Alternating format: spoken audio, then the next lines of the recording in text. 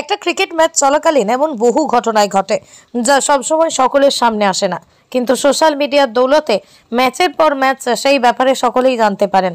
এমনই একটা ঘটনা 2005 সালে মহেন্দ্র সিং ধোনির সঙ্গে হয়েছিল। তখন সবেমাত্র একদিনের ক্রিকেট দলেই তিনি সুযোগ পেয়েছিলেন। পাকিস্তানের বিরুদ্ধে একটা ম্যাচ আশিস নেহরা তাকে গালাগালি দিয়েছিলেন। সেই ভিডিও রীতিমতো ভাইরাল হয়েছে। 2020 সালের 15ই আগস্ট আন্তর্জাতিক ক্রিকেট থেকে অবসর গ্রহণ করেন মহেন্দ্র সিং ধোনি। কিন্তু অবসরের পরেও ধোনির জনপ্রিয়তা বিন্দুমাত্র ভাটা পড়েনি। সোশ্যাল মিডিয়াতে আজও ধোনির ভিডিও ভাইরাল তালিকায় যথেষ্ট উপরের দিকেই থাকে। এমনই একটি ভিডিওয় ভারতীয় ক্রিকেট দল প্রাক্তন পেসার আশিস নেহরার টিম ইন্ডিয়ার তৎপরতায় wicket keeper batter Mahendra Singh ধোনিকে দেখতে পাওয়া যাচ্ছে। সেই ভিডিওয় নেহরা ধোনিকে গালাগালি দিচ্ছিলেন।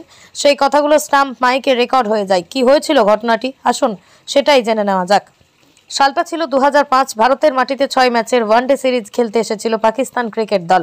এই সিরিজের দ্বিতীয় ম্যাচে আন্তর্জাতিক ক্রিকেটে প্রথম শতরান করেছিলেন মহেন্দ্র সিং ধোনি, কিন্তু তাতেও কোনো লাভ হয়নি।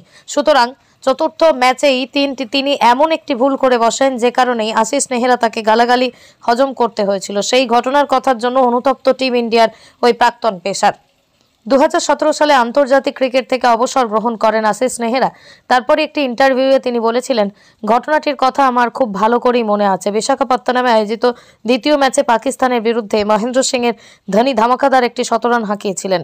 মিস হয়েছিল আফ্রিদির ক্যাচ। টাইমস অফ ইন্ডিয়াকে একটি ইন্টারভিউ দিতে গিয়ে আশিস নেহরা বলেন, এই ওভারে প্রথম বলেই আফ্রিদি একটা ছক্কা হাঁকিয়েছিল। ভারত বনাম পাকিস্তান ম্যাচে এমনিতেই যথেষ্ট চাপ থাকে, তখন আচমকায় যদি কোনো সুযোগ হাতছাড়া হয়ে যায় তখন আর মেজাজের উপর নিয়ন্ত্রণ রাখা যায় না।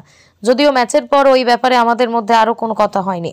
নেহরা আরও যোগ করেন, 6 ম্যাচের ওয়ানডে সিরিজে প্রথম দুটো ম্যাচ আমরা জিতেছিলাম বটে, কিন্তু পরের 4টি ম্যাচে আমরাই হেরে গিয়েছিলাম। এর মধ্যেই দ্বিতীয় ম্যাচে তিনি 148 রান করেন।